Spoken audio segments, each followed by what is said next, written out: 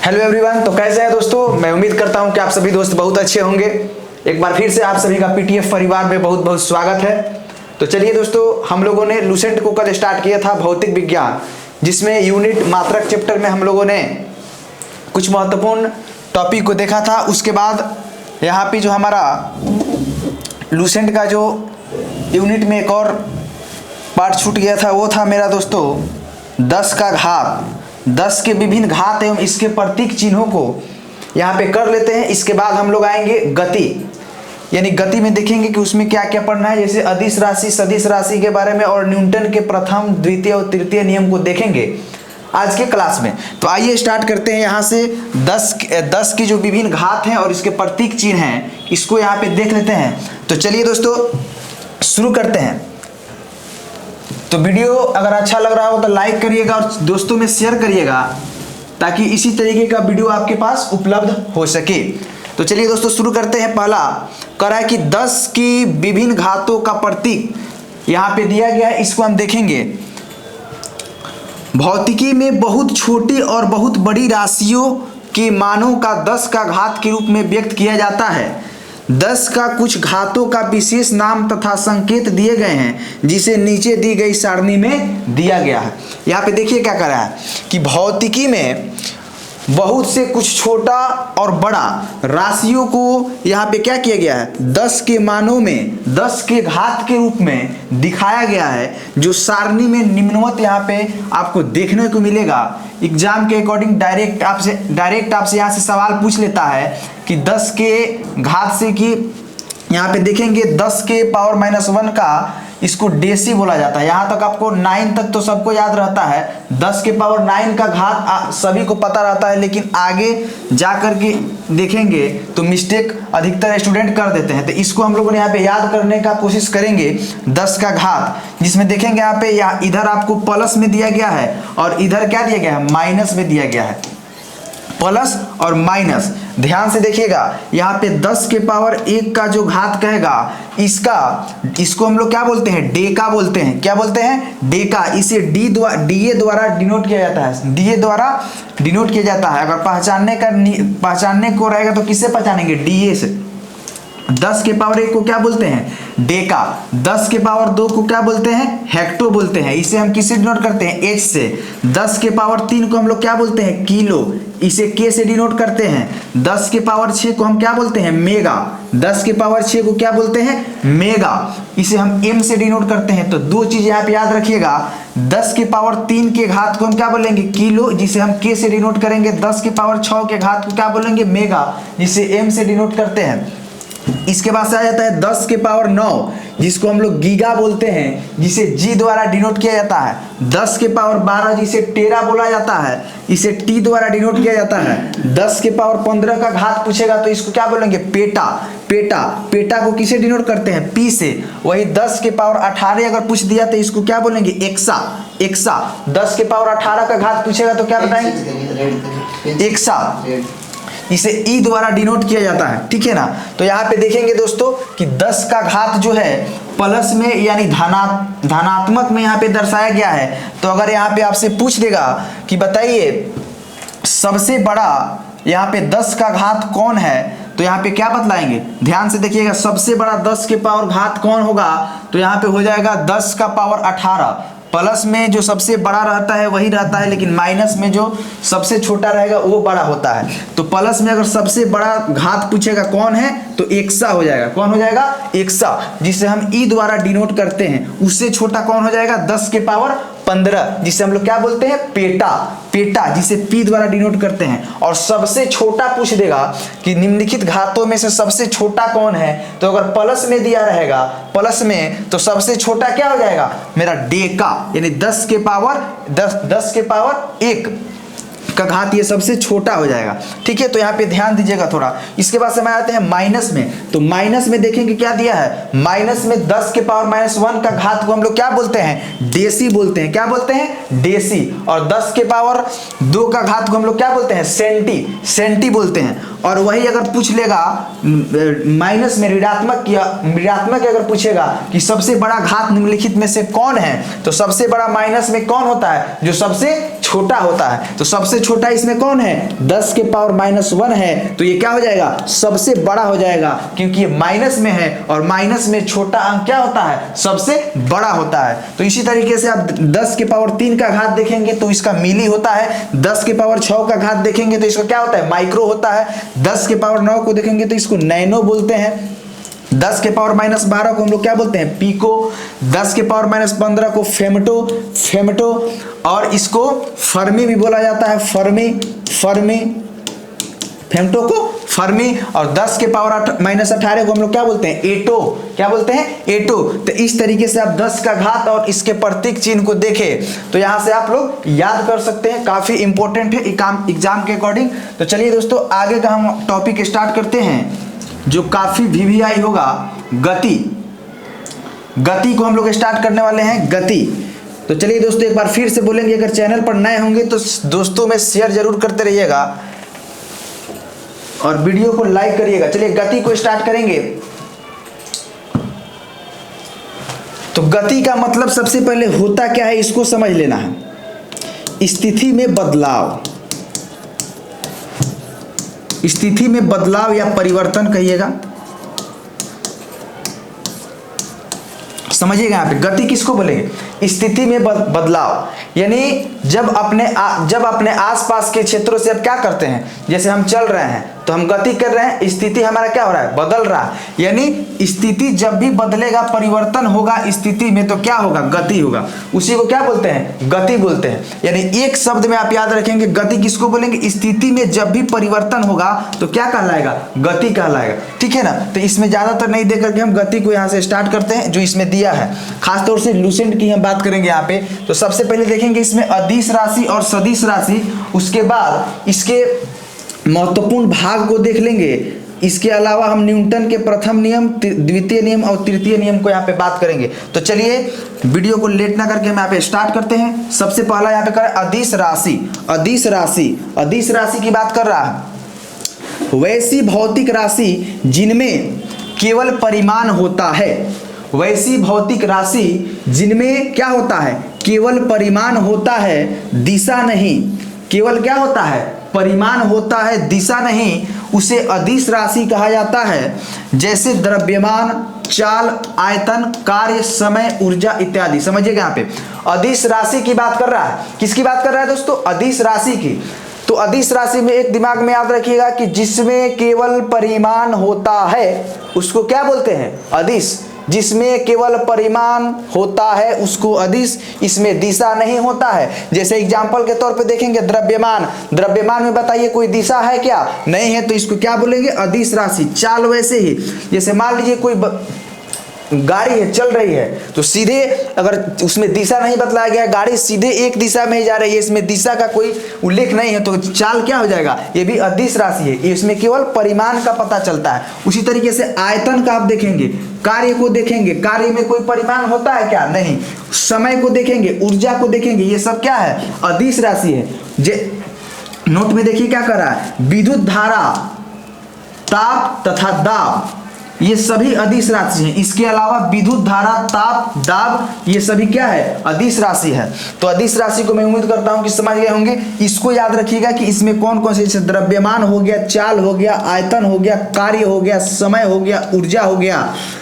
इसके अलावा विद्युत धारा भी क्या है, एक अदिश राशि है। ताप भी क्या है, एक अदिश राशि है। इसके बाद दाब भी क्या है, मेरा अदिश राशि है। ये सभी क्या है, अदिश राशि का। इसके बाद आता है दूसरा सदिश राशि। सदिश राशि में देखेंगे क्या कर रहा है, इसमें दिशा, इसमें परिमाण के साथ साथ दिशा भी होता है।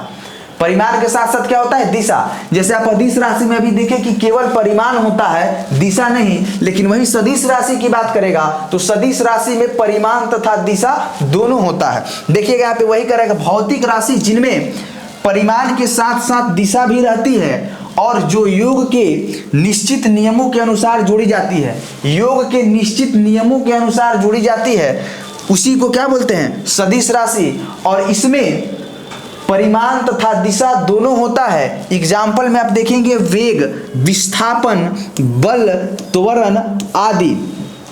सरल एग्जाम्पल में समझिएगा, अगर हम किसी वस्तु पे बल लगाते हैं अगर हम किसी वस्तु पे बल लगाते हैं, जैसे मान लीजिए यहाँ पे पोडियम है, पोडियम को उठा करके हम मान लीजिए हम इस दिशा में रखेंगे तो यहाँ पे परिमाण का भी पता चल रहा है और दिशा का भी, यानी एक जगह से हम दूसरे दिशा में क्या कर रहे हैं, पोडियम को रख रहे हैं, तो हम बल का प्रयोग कर रहे हैं, किसका, बल का। तो बल एक तरीके से क्या हो गया, सदिश राशि हो गया। उसी तरीके से वेग को देखेंगे, विस्थापन को देखेंगे, त्वरण को देखेंगे, ये सब क्या है, सदिश राशि है। ठीक है, इसके बाद आते हैं दूरी की बात कर रहा है। इस तरीके से अदिश सदिश राशि को हम लोग देख लिए। इसके बाद दूरी देखिए, दूरी में क्या कर रहा है, डिस्टेंस। किसी दिए गए समय अंतराल में वस्तु द्वारा तय किए गए मार्ग की लंबाई को दूरी कहते हैं और दूरी एक अदिश राशि है, यह सदैव धनात्मक होता है। समझिएगा, दूरी किसको बोलेंगे, एक निश्चित समय अंतराल में तय किया गया, किसी दिए गए समय अंतराल में वस्तु द्वारा तय किए गए मार्ग की लंबाई को दूरी बोलते हैं। यानी निश्चित समय अंतराल में जितना दूरी तय करेंगे उसके लंबाई को हम लोग क्या बोलते हैं, दूरी बोलते हैं। और दूरी एक क्या है, अदिश राशि है, अदिश राशि है और यह सदैव क्या होता है, धनात्मक। प्रश्न ऐसे पूछ सकता है कि दूरी सदैव होती है धनात्मक ऋणात्मक, तो क्या बताएंगे, दूरी सदैव धनात्मक होती है और दूरी एक अदिश राशि है। ठीक है, आगे आते हैं विस्थापन। विस्थापन में देखेंगे क्या कर रहा है, ये जो अभी हम देख रहे हैं अदिश राशि और सदिश राशि के जो भी महत्वपूर्ण अंग है उसको यहाँ पे बात कर रहे हैं। तो दूरी को हम देख लिए, विस्थापन आते हैं, देखते हैं विस्थापन में क्या कर रहा है। विस्थापन तो देखेंगे यहाँ पे, विस्थापन एक निश्चित दिशा में दो बिंदुओं के बीच की लंबवत न्यूनतम दूरी को विस्थापन कहते हैं। यह सदिश राशि है, इसका एसआई मात्रक मीटर होता है। देखेंगे विस्थापन यहाँ पे कर रहा है कि एक निश्चित दिशा में दो बिंदुओं के बीच की लंबवत न्यूनतम दूरी को विस्थापन कहा जाता है। और विस्थापन एक क्या है, सदिश राशि है। क्या है, सदिश राशि है और इसका एसआई मात्रक क्या होता है, मीटर होता है। क्या होता है, मीटर। विस्थापन का एसआई मात्रक क्या होता है, मीटर। और विस्थापन एक सदिश राशि है। विस्थापन कैसा राशि है, सदिश राशि। इसके बाद से चाल स्पीड की बात करें तो किसी वस्तु द्वारा प्रति सेकंड तय की गई दूरी को चाल कहते हैं, अर्थात चाल बराबर दूरी बटा समय। चाल बराबर क्या होता है, दूरी बटा समय। और किसी वस्तु द्वारा प्रति सेकंड में तय किया गया दूरी को हम क्या कहते हैं, चाल कहते हैं। और चाल बराबर दूरी बटा समय, चाल एक अदिश राशि है। चाल कैसी राशि है, अदिश राशि। तो किसी वस्तु द्वारा प्रति सेकंड में तय किए गए दूरी को हम लोग क्या बोलते हैं, चाल बोलते हैं। और चाल बराबर क्या होता है, दूरी बटा समय। चाल बराबर क्या होता है, दूरी बटा समय। और चाल क्या है, एक अदिश राशि है। चाल क्या है, अदिश राशि है। इसका एसआई मात्रक जो है मीटर पर सेकंड है। इसका एसआई मात्रक क्या है, मीटर पर सेकंड। तो चाल का एसआई मात्रक याद रखेंगे, चाल का एसआई मात्रक मीटर पर सेकंड। मीटर पर सेकंड, चाल का एसआई मात्रक मीटर पर सेकंड। और चाल एक अदिश राशि है। इसके बाद हम आते हैं वेग। वेग में देखेंगे क्या करा है, वेग। ध्यान देंगे यहाँ पे, वेग किसी वस्तु के विस्थापन की दर को एक या निश्चित दिशा में प्रति सेकंड वस्तु द्वारा तय की गई दूरी को वेग कहते हैं। यह एक सदिश राशि है। वेग कैसी राशि है, सदिश राशि। और इसका एसआई मात्रक मीटर पर सेकंड होता है। यानी वेग का और चाल का एसआई मात्रक पूछेगा तो सेम याद रखना है। वेग का और चाल का एसआई मात्रक पूछेगा तो हम लोग क्या रखना है, सेम चीज याद रखना है, मीटर पर सेकंड। क्या याद रखना है, मीटर पर सेकंड। ये चाल और वेग दोनों का एसआई मात्रक होता है। किसका किसका, चाल और वेग का एसआई मात्रक होता है मीटर पर सेकंड। और चाल एक सदिश राशि है, चाल एक अदिश राशि है, जबकि वेग क्या है, सदिश राशि। दोनों का एसआई मात्रक सेम है, लेकिन चाल की बात करें तो ये क्या है, अदिश राशि है, जबकि वेग क्या है, एक सदिश राशि है। इसके बाद से त्वरण आता है। किसी वस्तु के वेग में परिवर्तन की दर को त्वरण कहते हैं। परिवर्तन की दर को, वस्तु के वेग में अगर परिवर्तन होता है उसको हम क्या बोलते हैं? त्वरण। यह एक सदिश राशि है। त्वरण भी कैसा राशि है? सदिश राशि है। सदिश राशि है। इसका एसआई मात्रक मीटर पर सेकंड स्क्वायर हो जाता है। यानी त्वरण का पूछ देगा कि त्वरण का एसआई मात्रक बताइए, तो त्वरण का क्या बताएंगे? मीटर पर सेकंड स्क्वायर। ये कई बार एग्जाम में पूछा भी गया है कि त्वरण का एसआई मात्रक क्या होता है? मीटर पर सेकंड स्क्वायर। त्वरण का एसआई मात्रक मीटर पर सेकंड स्क्वायर होता है। इसके बाद देखेंगे, यदि समय के साथ वस्तु का वेग घटता है तो त्वरण ऋणात्मक होता है, जिसे मंदन कहते हैं। इसको याद रखना है कि यदि समय के साथ वस्तु का वेग घटेगा, यदि समय के साथ वस्तु का वेग घटेगा तो त्वरण कैसा होगा? ऋणात्मक होगा। यदि समय के साथ वस्तु का वेग घटता है तो त्वरण कैसा होगा? धनात्मक या ऋणात्मक? ऋणात्मक। तो यदि समय के साथ वस्तु का वेग घटता है तो त्वरण कैसा होगा? ऋणात्मक। इसी को हम लोग क्या बोलते हैं? मंदन बोलते हैं। यदि समय के साथ वस्तु का वेग घटता है तो इसको, ये त्वरण ऋणात्मक होता है, जिसे मंदन कहा जाता है। क्या कहता है? मंदन। अब जो है गति का कुछ प्रकार दिया गया है, दो प्रकार यहाँ पे देखेंगे, प्रक्षेप्य गति और एक नीचे में है, इसको हम लोग देख लेते हैं क्या कह रहा है यहाँ पे। प्रक्षेप्य गति, जब कोई पिंड ऐसे नियत त्वरण के अंतर्गत गति करता है जिसकी दिशा पिंड के वेग की दिशा से भिन्न होती है, तो पिंड के वेग का परिमाण एवं दिशा दोनों समय के साथ बदलते हैं। इसके कारण पिंड एक समतल में वक्र पथ पर गति करता है, इसको प्रक्षेप गति कहते हैं, और वक्र पथ पर प्रक्षेप्य पथ कहते हैं। यह सदैव परवलयाकार होता है। ये प्रक्षेप्य गति हो कैसा होता है? सदैव परवलयाकार होता है। और धनुष से छूटा हुआ बाण, हवाई जहाज से गिराया गया बम, तोप से छूटा गोला आदि का मार्ग परवलयाकार होता है। यहाँ से प्रश्न पूछ सकता है कि धनुष से छूटा गया बम, हवाई जहाज से गिराया गया बम, तोप से छूटा गया गोला, ये सभी जो देख रहे हैं कैसा होता है? परवलयाकार होता है। ये सभी प्रक्षेप्य गति के उदाहरण हैं। किसके उदाहरण है? प्रक्षेप्य गति के उदाहरण हैं। प्रक्षेप्य गति एक द्विमीय गति है, अर्थात एक समतल में गति है। प्रक्षेप्य को अधिकतम दूरी तक फेंकने के लिए उसे क्षैतिज से 45 डिग्री के कोण पर ऊपर की ओर प्रक्षेपित करना चाहिए। तो यहाँ से उतना इंपॉर्टेंट प्रश्न नहीं बनता है। आपको इसमें प्रक्षेप्य गति में याद रखना है कि ये परवलयाकार होता है, जिसमें धनुष से छूटा गया बाण, हवाई जहाज से गिराया गया बम और तोप से छूटा गया गोला आदि, ये सब क्या होता है? परवलयाकार होते हैं। ठीक है, आगे आते हैं नेक्स्ट पॉइंट। नेक्स्ट पॉइंट में देखेंगे हम लोग, नेक्स्ट पॉइंट में क्या कर रहा है? प्रक्षेपण कोण थीटा एवं 90 माइनस थीटा दोनों के लिए क्षैतिज परास समान होते हैं। देखते हैं इसको। प्रक्षेप्य पथ के उच्चतम बिंदु पर वेग एवं त्वरण के बीच 90 डिग्री का कोण बनता है। कह रहा है कि प्रक्षेप पथ के उच्चतम बिंदु पर वेग एवं त्वरण के बीच कितना डिग्री का कोण बनता है? 90 डिग्री का। किसके बीच बनता है? प्रक्षेप पथ के उच्चतम बिंदु पर, प्रक्षेप पथ के उच्चतम बिंदु पर वेग एवं त्वरण के बीच, किसके बीच? वेग एवं त्वरण के बीच कितना डिग्री का कोण बनता है? 90 डिग्री का कोण बनता है। तो हम लोगों ने प्रक्षेप्य गति को देखा। इसके बाद से जो आता है वृत्तीय गति, वृत्तीय गति को देख लेते हैं। जब कोई वस्तु किसी वृत्ताकार मार्ग पर गति करती है, जब कोई वस्तु किसी वृत्ताकार मार्ग पर गति करती है तो उसकी गति को वृत्तीय गति कहते हैं। जैसे वृत्ताकार ये हो गया, इस पे और कोई वस्तु गति कर रहा है, इसी को क्या बोलेंगे? इसी को वृत्तीय गति बोलेंगे, वृत्तीय गति। तो यदि वह एक समान चाल से गति कर रही है तो उसकी गति को एक समान वृत्तीय गति कहते हैं। वृत्तीय गति किसी वृत्ताकार पथ पर वस्तु द्वारा की गई गति को हम वृत्तीय गति बोलेंगे। अगर एक समान चाल से अगर कोई वस्तु गति कर रही है तो उसे हम एक समान वृत्तीय गति कहेंगे। ठीक है ना।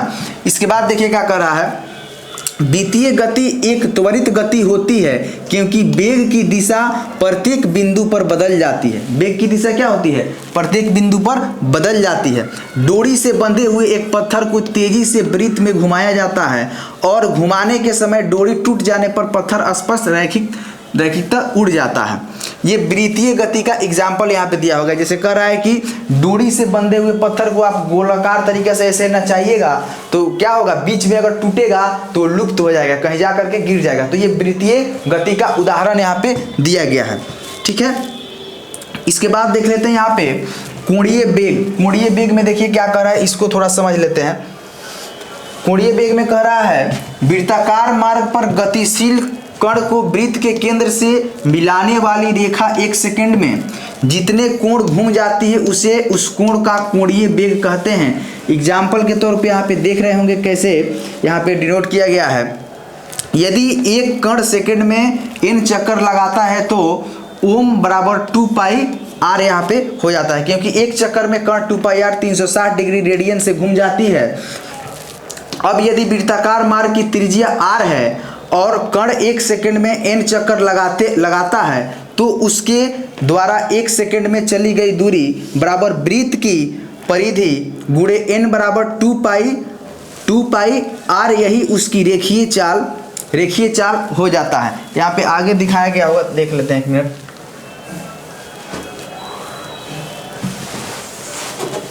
देखिए यहाँ पे दर्शाया गया है, अर्थात b बराबर क्या 2 पाई r, इसलिए b बराबर क्या 2 पाई r इंटू r, यानी क्या यहाँ पे क्या हो जाएगा पाई गुणे r। 1 मिनट,